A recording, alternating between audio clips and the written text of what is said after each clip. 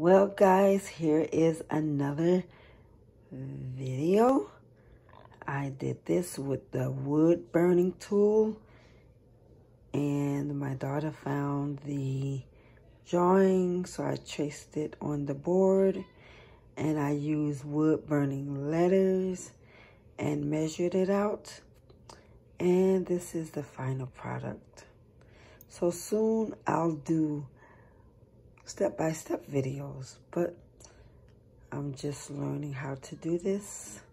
So there you go. So if you can see the I and the Y, I rocked too much to the left.